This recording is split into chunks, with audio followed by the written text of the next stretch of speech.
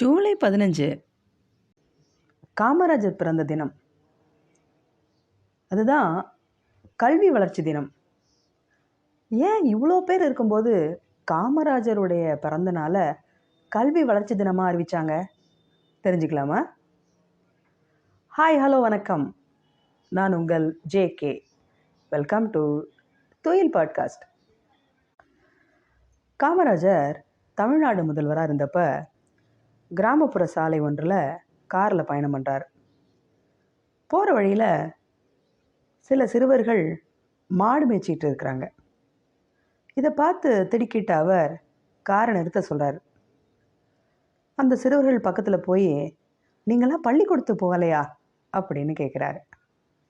அதுக்கு அந்த பசங்க, எங்கள் ஊரில் தான் பள்ளிக்கூடமே இல்லையே அப்படின்னு சொல்கிறாங்க. பள்ளிக்கூடம் கட்டி கொடுத்தா நீங்கள் பள்ளிக்கூடத்துக்கு போய் படிப்பீங்களா அப்படின்னு கேட்குறாரு காமராஜர். நாங்கள் மாடு மேய்ச்சாதான் எங்களை மாடு மேய்க்க சொன்னவங்க மதிய சாப்பாடு கொடுப்பாங்க. நாங்கள் பள்ளிக்கூடத்துக்கு வந்துட்டா எங்களுக்கு யார் சோறு போடுவாங்க அப்படின்னு அந்த குழந்தைங்க கேட்குறாங்க. பதில் சொல்ல முடியல அவரால். அந்த கேள்வி அவருடைய நெஞ்சில் முள்ளாக தச்சுது. சென்னைக்கு போனதும் முதல் வேலையாக கல்வித்துறை செயலரை சந்திக்கிறார். அவர்கிட்ட ஆலோசிக்கிறார், குழந்தைங்களுக்கு மதிய உணவு கொடுக்கறத பற்றி. அவரும் அதுக்கு ஆதரவாக கருத்து சொல்கிறார். ஏழை பிள்ளைக பள்ளிக்கூடம் வரத்துக்கு மதிய உணவு கொடுக்கலாம் அப்படின்னு நினைக்கிறேன், உங்கள் கருத்து என்ன அப்படின்னு நிதித்துறை செயலர்கிட்ட போய் கேட்குறார். அப்போதைய நிதி நிலையில் அதுக்கு வாய்ப்பே இல்லை அப்படின்னு அவங்க சொல்கிறாங்க. நிதி இல்லைன்னா என்ன, தெருவில் நின்று பிச்சை எடுத்து தர்றேன், திட்டத்தை தொடங்குங்க அப்படிங்கிறார். முதல்வரோட உறுதியை கண்ட அதிகாரிகள்லாம் 16 லட்சம் குழந்தைகள் சாப்பிடும் மதிய உணவு திட்டத்தை 30,000 பள்ளிகளில் தொடங்குறாங்க. இப்படித்தான் மதிய உணவு திட்டம் நம்ம பள்ளிகளை வந்து அடைஞ்சது. நிதி நெருக்கடி காரணமாக ராஜாஜியால் மூடப்பட்ட 6,000 பள்ளிகளையும் திறந்து 5 ஆண்டுகளில் புதிதாக 14,000 தொடக்க பள்ளியை திறந்து கல்விக்கு கண் கொடுத்தவர் காமராஜர். கல்வியை மட்டும் பிள்ளைங்களுக்கு கொடுத்துட்டோம்னா இந்த நாடு ஒரு நாள் முன்னேறிடும் அப்படின்னு உறுதியாக நம்பினார். காமராஜரை எதிர்த்து அரசியல் செய்த தந்தை பெரியார் கூட 1962ஆம் ஆண்டு ஒரு பொதுக்கூட்டத்தில் பேசுகிறாரு. எனக்கு 82 வயது ஆகிவிட்டது. எப்போது வேண்டுமானாலும் நான் மரணம் அடையலாம். மரண சாசனம் போல் சொல்கிறேன். மராட்டியன் காலத்திலோ, நாயக்கர் காலத்திலோ, முஸ்லீம் மன்னர் காலத்திலோ, வெள்ளையர் காலத்திலோ உங்கள் கல்விக்கு வழிவகை செய்யப்படவில்லை. நம்புங்கள் தோழர்களே, இந்த நாடு உருப்பட வேண்டுமென்றால் கல்வி கண் கொடுத்த பச்சை தமிழன் காமராசரை இன்னும் 10 வருடமாவது கெட்டியாக பிடித்து கொள்ளுங்கள். காமராஜரை விட்டால் தமிழர்களுக்கு வேறு நாதி இல்லை என்றார். ரொம்ப ஆச்சரியமாக இருக்குல்ல? காமராஜரை பற்றி இன்னும் தெரிஞ்சுக்கலாமா? 1903ஆவது வருஷம் விருதுப்பட்டி அப்படிங்கிற ஊரில் காமராஜர் பிறந்தார். அவரோட அப்பா பேர் குமாரசாமி, அவருடைய அம்மா பேர் சிவகாமி. விருதுப்பட்டியிலேயே 1908ஆம் ஆண்டு ஏனாதி நாராயணா வித்யாசாலையில் ஆரம்ப கல்வி படிக்கிறாரு. அது கட்டணம் கட்டி படிக்கிற கல்விக்கூடம். அதுக்கு பின்னாடி சத்திரிய வித்யாசாலா பள்ளியில் உயர்நிலை படிப்பில் சேர்றார். அந்த பள்ளி ஏழை பிள்ளைகளுக்கு இலவச கல்வியும் உணவும் கொடுத்த பள்ளி. ஒருவன் படிக்க வேண்டுமென்றால் கல்வியும் உணவும் இலவசமாக கிடைக்க வேண்டும் என்பதை அவருக்கு உணர்த்தியதும் அந்த பள்ளிதான். காமராஜர் 6ஆம் வகுப்பு படிக்கும்போதே அவருடைய தந்தை குமாரசாமி மாரடைப்பால் மரணம் அடைகிறாரு. நகைகளை விற்று குடும்பத்தை காக்க வேண்டிய சூழ்நிலைக்கு சிவகாமி அம்மையார் தள்ளப்படுறாங்க. குடும்பத்தை காப்பாற்ற வேண்டிய பொறுப்புனால தாய்மாமனுடைய துணிக்கடையிலே வேலைக்கு சேர்றாரு காமராஜர். துணிக்கடையில் வேலை பார்த்த போதே சேலம் வரதராஜர், ராஜாஜி போன்றவர்களுடைய பேச்சால் கவரப்பட்டு விடுதலை இயக்கத்தில் இணைகிறாரு. சத்தியமூர்த்தியை தன்னுடைய அரசியல் குருவாக ஏற்றுக்கிறாரு.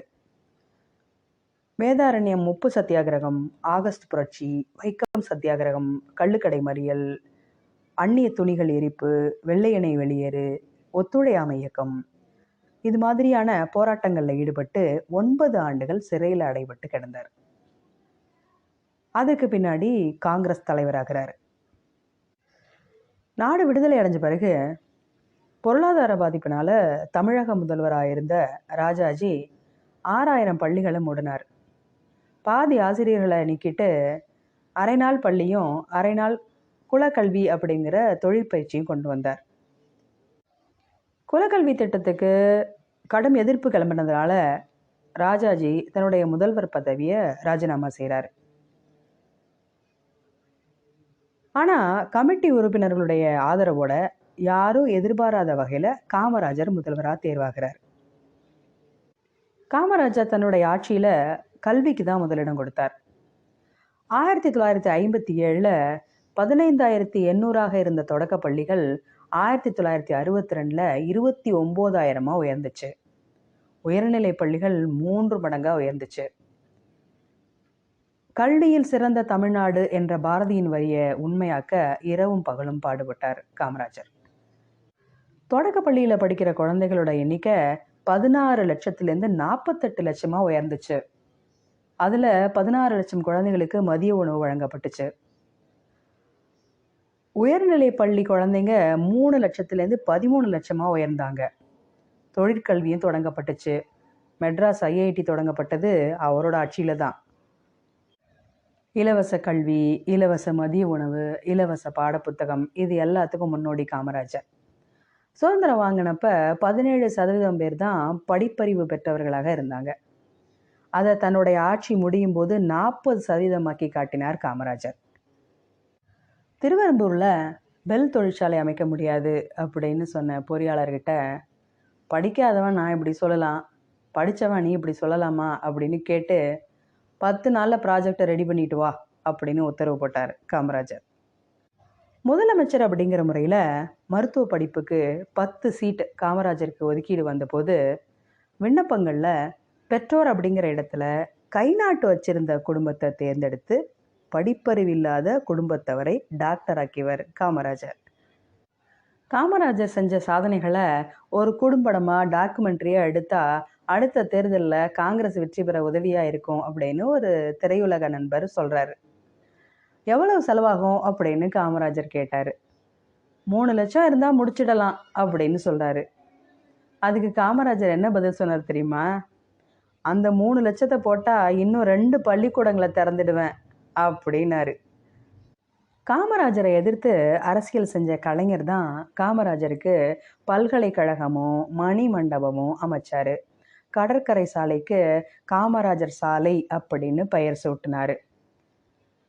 காமராஜருடைய பிறந்த நாளை கல்வி வளர்ச்சி நாள் அப்படின்னு 2006 அறிவித்த கலைஞர், அதன் பின் வரும் ஆட்சியாளர்கள் அதை கொண்டாடாமல் விட்டுவிட்டால் என்ன செய்வது என்று எண்ணி அதை பள்ளிகளில் கொண்டாடுவதை சட்டமாக்கினார்.